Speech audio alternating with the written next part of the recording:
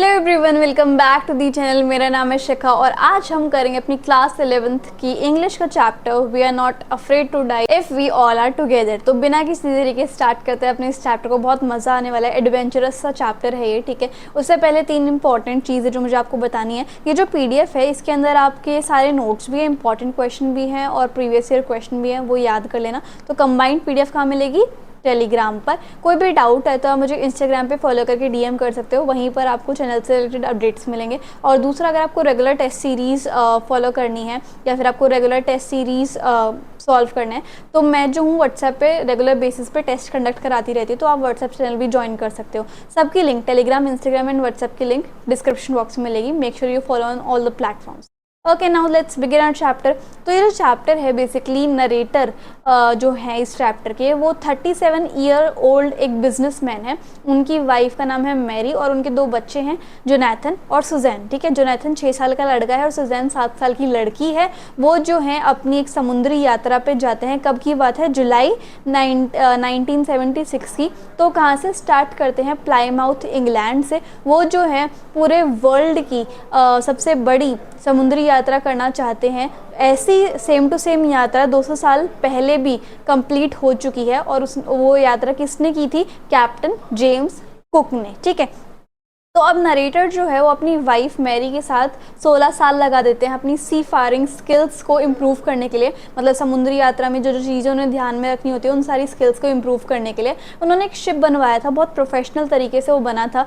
23 metres long था और 30 ton heavy wooden से वो बना था और उसका नाम क्या रखा था उसी का? Wave walker. और बहुत महीने लगे थे उस वेव वॉकर को टेस्ट करने के लिए भी कि वो भयानक से भयानक वेदर में भी वो चल सकता है या नहीं चल सकता, इस तरीके से। तो उनकी जो पहली 3 साल की जर्नी थी ना, जो उनका स्टार्टिंग की 3 साल की समुद्री यात्रा की जर्नी थी, वो अभी तक किलोमीटर्स कितने पास हो चुके थे? 1,05,000 किलोमीटर बहुत अच्छे से गुजरे, ठीक है, पीसफुली। अब उसके बाद उन्होंने कहाँ सेल किया? वेस्ट कोस्ट ऑफ अफ्रीका से लेकर केप टाउन तक।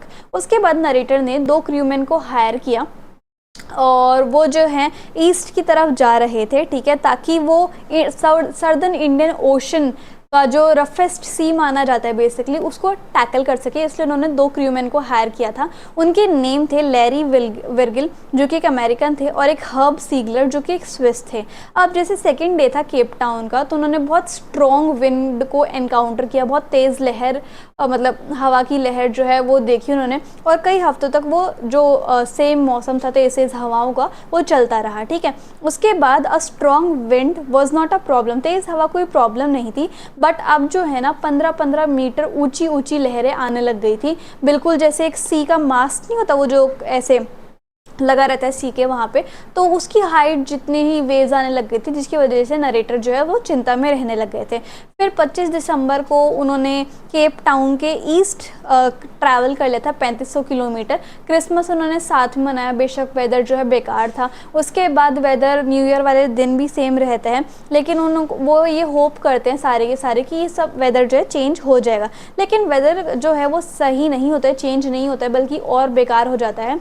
जनवरी 2 को अर्ली मॉर्निंग को जो वेव्स होती हैं वो बहुत बड़ी बड़ी हो जाती हैं। उसके बाद वो एक स्ट्रॉन्ग जिब लगा देते हैं छोटी सी, जो कि शिप को सेल करवाने की हेल्प करती है तेज़ 8 नॉट्स की स्पीड से, ठीक है।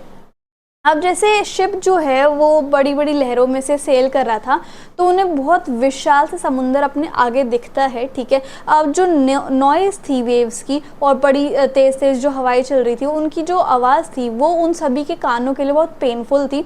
जो उन्होंने स्ट्रॉन्ग जिब लगाई थी ऐसी, वो उन्होंने हटा दी ताकि शिप को वो तेज़ भगाने की बजाय स्लो कर दे, ठीक है। और उसके बाद उन्होंने एक बड़ी सी रस्सी बांध दी शिप के बैक पार्ट में, है ना। They lashed everything with double force. उसके बाद उन्होंने हर चीज़ डबल फोर्स से करनी स्टार्ट कर दी। उन्होंने लाइफ जैकेट्स पहन ली, ऑयल स्किन्स यूज़ करी, लाइफ लाइन्स को अटैच किया और उसके बाद वो राफ्टिंग की ड्रिल्स करने लगे, राफ्टिंग की प्रैक्टिस करने लग गए और उसके बाद वो वेट करने लगे। फिर 6 बजे के बाद अचानक से शाम के 6 बजे के बाद अचानक से एक साइलेंस, अजीब सा साइलेंस जो है वो रोल करने लग जाता है और ऐसा लग रहा था जैसे कोई बड़ा हादसा होने वाला है।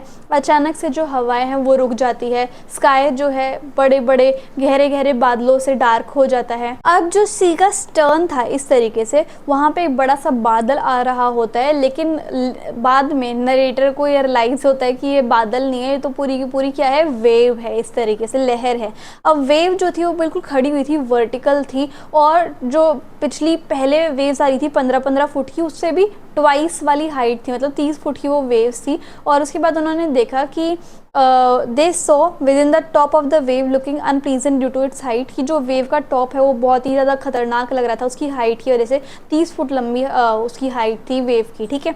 अब थंडर जो है वो इंक्रीज़ हो चुका था, तूफान इंक्रीज़ हो गया था, वेव जो है बोट के बैक साइड आने लग गई थी और उन्हें लगा कि शायद ये कोई डैमेज नहीं करेंगी, लेकिन उन्होंने जो है जो सी का जो शिप का डेक होता है, फ्लोर होता है बैक साइड का, उस पर बहुत बुरी तरीके से क्या कर दिया, एक्सप्लॉयटेशन कर दिया, ठीक है, एक्सप्लोजन कर दिया एक तरीके से। A strong moving stream of green and white water, और जो वो लहर का पानी था वो बहुत स्ट्रॉन्ग था बेसिकली, उस लहर का पानी, और वो ग्रीन एंड वाइट से कलर का था, जिसने शिप को काफ़ी हद तक तोड़ दिया था। नरेटर का जो सर है वो उस वेव की वजह से शिप के व्हील में जाके लगता है और उसके बाद वो बेसिकली सी से ही गिर जाते हैं, ऐसे उथल पुथल होकर, इतनी तगड़ी लहर आई हुई थी, ठीक है। उन्होंने सोचा अब मेरी डेथ तो पक्की है, और वो धीरे धीरे अपना जो होश है वो खोने लग जाते हैं, वो बिल्कुल शांत हो जाते हैं।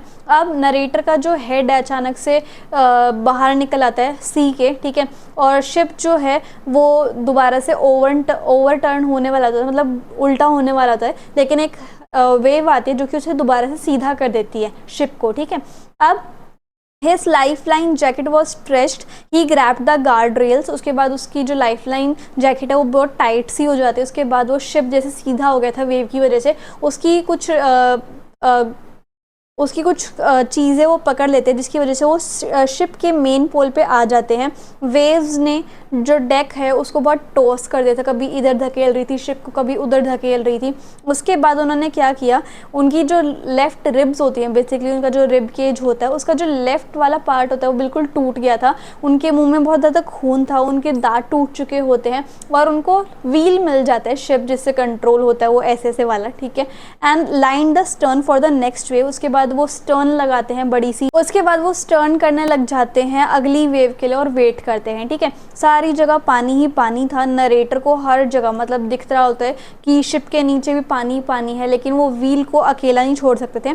अचानक से आगे का एक डोर खुलता है, वहाँ से उनकी वाइफ मैरी आ जाती हैं और वो चिल्लाती हैं कि हम डूब रहे हैं, हम डूब रहे हैं, इस तरीके से। वो कहती है हमारा जो फ्लोर था शिप का वो टूट चुका है और अब हम पानी पानी में हो चुके हैं। नरेटर ने कहा कि तुम ये व्हील संभालो, और वो डोर पे चढ़ने लग जाते हैं, ठीक है। अब जो क्रूमैन लैरी और हब थे वो वाटर को पंप करने में लग जाते हैं बड़ी तेज़ से, मतलब पानी जो है बाहर फेंकने लग जाता है शिप से। जो शिप का टिम्बर्स था, मतलब वुडन पार्ट था, वो बुरी तरीके से टूट चुका होता है और उसके बाद वो लटक रहा होता है टूट के, ठीक है, सारा वुडन जो फ्लोर होता है। अब जो शिप का स्टार बोर्ड था वो भी डूब चुका था, सारी clothes, crockery, chart, ten, toys सब के सब उस डीप वाटर में ऐसे डूब रहे होते हैं समुद्र में ही। अब नरेटर जो है वो स्विमिंग करके अपने बच्चों के कैबिन में जाता है रेंगता और अपने बच्चे से पूछता है कि क्या तुम ठीक हो, तो बच्चे बोलते हैं हाँ हम ठीक हैं। अब जो स्यू है उनकी डॉटर, वो कंप्लेन करती है कि पापा देखना मेरे सर पे इतना मोटा सा फोड़ा निकल आया, ठीक है। तो नरेटर जो है वो ज़्यादा अटेंशन नहीं देते उस फोड़े पे या फिर उस बम्प पे, क्योंकि उनका मेन मकसद क्या था कि उन सबकी जान बच जाए। तो नरेटर जो है उन्हें कुछ नट मिलते हैं, स्क्रूज, हैमर मिलता है, कैनवस मिलता है, और वो डेक पे जाते हैं, फ्लोर पे जाते हैं। जो ब्रोकन स्टार बोर्ड साइड थी उसकी वजह से बहुत ज़्यादा पानी समुद्र में से शिप में आने लग रहा था। तो नरेटर ने सोचा कि अगर मैं इस प्रॉब्लम को नहीं सॉल्व करूँगा तो हम सारे जो है सी में डूब जाएंगे। अब नरेटर जो है वो उस कैनवस को बहुत टाइट तरीके से स्ट्रेच करते हैं, वाटरप्रूफ चीज़ें जो है वो लगाना स्टार्ट कर देते हैं जहाँ से टूटा हुआ था, ताकि वहाँ से पानी जो है वो ना आ पाए। कुछ काम उनका बन गया था, लेकिन साइडों में से थोड़ा बहुत पानी आ ही रहा था। हैंड पंप जो था वो बहुत बुरी तरीके से ब्लॉक हो जाता है और वो भी टूटने की वजह से वो फ्लोट कर रहा होता है। इवन जो इलेक्ट्रिक पंप है वो भी शॉर्ट सर्किट हो जाता है। फिर दोबारा से पानी का लेवल जो है वो बढ़ने लग जाता है। नरेटर को उस डूबते हुए पानी में 2 हैंडपंप दिखते हैं। अब उन्होंने देखा कि 2 हैंडपंप और हैं जिनको हटा दिया गया था, और उसके साथ साथ कुछ रोप मिली, एक जिब भी मिली, स्मॉल बोट मिली और एक मेन एंकर मिला। और नरेटर को ये एक दूसरा इलेक्ट्रिक पंप भी दिखा चार्ट रूम में। अब उन्होंने उसको कनेक्ट करने स्टार्ट कर दिया एक पाइप से, और उसके बाद वो जो इलेक्ट्रिक पंप है वो उसने काम करना स्टार्ट कर दिया। अब पूरी रात बिना आराम किए उन्होंने पानी को बाहर निकाला, व्हील को स्टर्न किया, रेडियो से कनेक्ट करने की कोशिश करी, लेकिन क्योंकि वो वर्ल्ड के रिमोटेस्ट पार्ट में थे तो रेडियो से कोई भी सिग्नल नहीं आ रहे थे, कोई भी रिप्लाई नहीं आ रहा था कि अब हम क्या करें, क्योंकि वो वर्ल्ड के रिमोटेस्ट पार्ट में थे। अब जो स्यू, उनकी बेटी का जो सर था वो और भी ज़्यादा सूज गया था, और उसकी आंखों के नीचे डीप कट लग गए थे, ठीक है, और उसके आर्म में भी कट लग गए थे। और अब व्हेन अपॉन आस्क्ड, जब उसके पेरेंट्स ने पूछा कि तुमने हमें पहले क्यों नहीं बताया जो तुम्हें चोटें लगी है, तो कहती है कि मैं आपको परेशान नहीं करना चाहती थी, और वैसे भी आप हमारी जान बचाने में ही लगे हुए थे, ठीक है। The water level was under control, water level जो वो कंट्रोल में आ जाता है, ठीक है, 3 जनवरी की मॉर्निंग तक। सो सारे के सारे जो है 2 घंटे का रेस्ट लेते हैं, बट फिर भी थोड़ी बहुत जगह पानी अभी भी लीक हो रहा था। चेक करने के बाद पता चला कि जो बोट का रिब स्ट्रक्चर है वो बहुत बुरी तरीके से टूट गया था, जो शिप का बेस होता है। अब जो पूरा सेक्शन था स्टार बोर्ड का, वो उसको सारे एकदम अच्छे से ठीक किया, और कुछ कपबोर्ड वगैरह वहाँ पर लगाए गए थे ताकि वो लीकेज वहाँ से ना हो। शिप की कंडीशन बहुत बैड हो गई थी कि ये लग रहा था कि वो ऑस्ट्रेलिया तक भी नहीं पहुँचेगा। तो नरेटर जो है वो चार्ट को चेक करने लग गए, और उन्होंने कैलकुलेट किया कि शायद अब कुछ किलोमीटर, मतलब ईस्ट के कुछ किलोमीटर बाद हमें 2 आइलैंड देखने को मिल सकते हैं, एक तो इले एम्स्टर्डम और एक जो कि फ्रेंच साइंटिफिक बेस है बेसिकली, ठीक है। उनकी यही होप थी कि काश हमें वो आइलैंड मिल जाए और हम वहाँ तक पहुँच जाए, बट ओनली इफ द, लेकिन वो ऐसे तभी पॉसिबल था जब हवाएं और समुंदर उनके शिप को ज़्यादा डैमेज ना पहुँचाए, नहीं तो उनके चांस जो बहुत कम है उस आइलैंड तक पहुँचने के लिए, ठीक है, क्योंकि वेव्स ने पहले ही जो शिप का इंजन है उसको काफ़ी ज़्यादा हद तक डिस्ट्रॉय कर दिया था।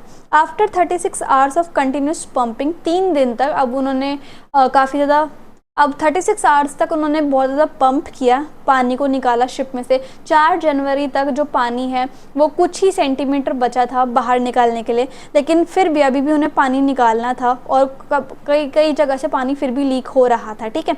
दे could not set staysail on the main mast, they hoisted. उसके बाद उन्होंने क्या किया, एक बड़ी सी जिब लगा दी, और उसके बाद वो दोनों आइलैंड की तरफ सेल करने लग गए, ठीक है। उन्होंने 2 दिन में पहली बार अपना खाना खाया, और क्या खाया था, कुछ कॉर्न बीफ और क्रैकर बिस्किट्स जो कि मैरी ने ढूंढ लिए थे, ठीक है। उनके रेस्ट करने का टाइम बहुत कम था, और उन्होंने देखा कि ब्लैक क्लाउड्स जो है 4 बजे बनने लग गए थे। विंड जो थी अब और भी ज़्यादा तेज़ हो गई थी, 40 नॉट्स की हो गई थी, और जो सी है वो भी बहुत ज़्यादा ऊंची वेव्स जो है वो प्रोड्यूस कर रहा था। जो वेदर था बहुत ज़्यादा वर्स हो गया था। अर्ली मॉर्निंग 5 जनवरी की सुबह सिचुएशन फिर से बैड होनी स्टार्ट हो गई थी। नरेटर जो है अपने बच्चों को कंफर्ट करने लग जाता है। अब उसके बेटे ने पूछा कि पापा क्या हम मरने वाले हैं, ठीक है, तो उन्होंने कहा कि हम जो है इस चीज़ को भी पार कर लेंगे, और उनके बेटे ने उनको कहा कि मैं मरने से नहीं डरता जब तक हम सारे साथ हैं, ठीक है। इसकी ये लाइन सुनने के बाद नरेटर जो है अपने डिटर्मिनेशन के साथ भर जाते हैं, और उन्होंने सोचा कि इस बार भी मैं अच्छे से फाइट कर लूँगा। उन्होंने पूरे एफर्ट्स किए ताकि वो इस बार शिप को इस वेदर से बचा सके। बहुत अच्छे से उन्होंने सी एंकर लगाया, हैवी नायलॉन की रोप लगाई, 22 लीटर का प्लास्टिक बैरल लगाया जिसमें केरोसिन था। उसी सेम इवनिंग को, उसी शाम को नरेटर और उसकी वाइफ जो है हाथ से हाथ पकड़े होते हैं, और उन्होंने ये सोचा कि अब हमारा अंत जो है वो पास है, ठीक है। शिप मेड इट, लेकिन जो स्टॉर्म आया था उसके थ्रू शिप जो है वो किसी तरह से निकल जाता है, और 6 जनवरी की मॉर्निंग को जो नरेटर हैं वो एक इंस्ट्रूमेंट को पढ़ने लग जाते हैं। वो ये एक ऐसा इंस्ट्रूमेंट है जो कि विंड को एंड एल्टीट्यूड्स को मेजर करने लग जाते हैं। तो नरेटर उसको पढ़ते हैं और वो वर्क करते हैं, स्पीड की, विंड्स कैसी हैं, ड्रिफ्ट कैसी है, करंट कैसे है, और अपनी पोजीशन को कैलकुलेट करने लग जाते हैं। उनका मेन कैंपस बेसिकली कहीं खो जाता है, इसलिए वजह से उन्हें ऐसे सब कुछ कैलकुलेशन करने लगते हैं वो, ठीक है। और अब वो जो है ओशन के 1,50,000 किलोमीटर पार कर रहे होते हैं और 65 किलोमीटर बाद एक आइलैंड आना था जिसका नाम क्या था, इले एम्स्टरडैम।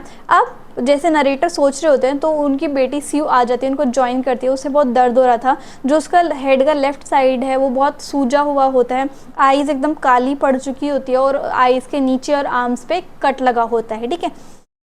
उसके बाद वो अपने मम्मी पापा को एक कार्ड देती है जो कि उसने खुद बनाया था। उस कार्ड के फ्रंट में उसके मम्मी पापा की एक कार्टून इमेज होती है और कुछ फ़नी वर्ड्स लिखे होते हैं जिसकी वजह से उसकी मम्मी पापा और वो हंसने लग जाती हैं। कार्ड के अंदर वो बताती है कि मैं अपने मम्मी पापा को कितना प्यार करती हूँ और वो थैंक यू बोलती है अपने मम्मी पापा को। इस वजह से नरेटर को यानी कि उसके पापा को ये रियलाइज़ होता है कि अब हम पक्का से पक्का आइलैंड तक पहुँच जाएंगे। नरेटर जो है अपनी कैलकुलेशंस को रीचेक करता है, उनका मेन कंपास खो चुका था, स्पेयर जो दूसरा वाला था वो अच्छे से मैग्नेटिक वेरिएशंस को नहीं दिखा पा रहा था जिसकी वजह से वो अपनी लोकेशन को अच्छे से ट्रैक नहीं कर पा रहे थे।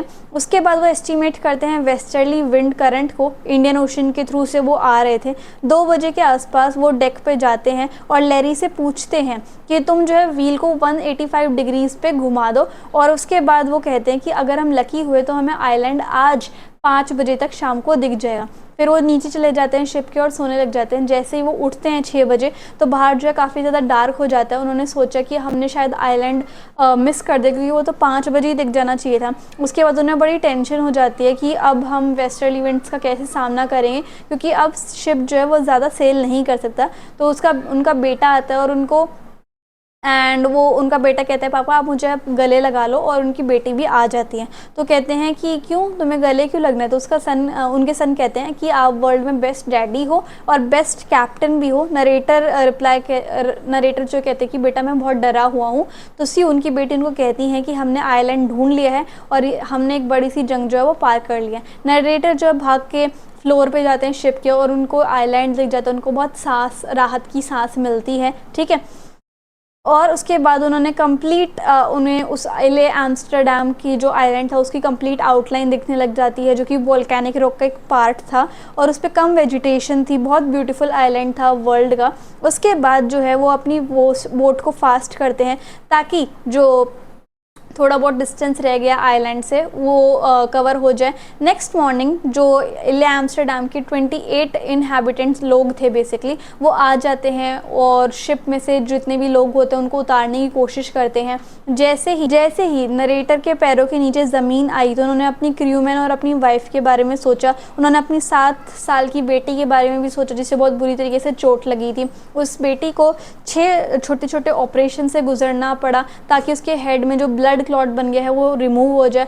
और उसके बेटे ने कभी भी हार नहीं मानी और ना ही वो कभी मरने से डरा। तो इस तरीके से हमारा जो चैप्टर है फाइनली कंप्लीट होता है। बहुत ही ज़्यादा एडवेंचरस चैप्टर था। आई होप आपको पसंद आया होगा और टेलीग्राम, इंस्टाग्राम एंड व्हाट्सएप पे ज़रूर फॉलो कर लेना। So if you like the video and the explanation then please do like, share, comment and subscribe the channel. Thank you so much.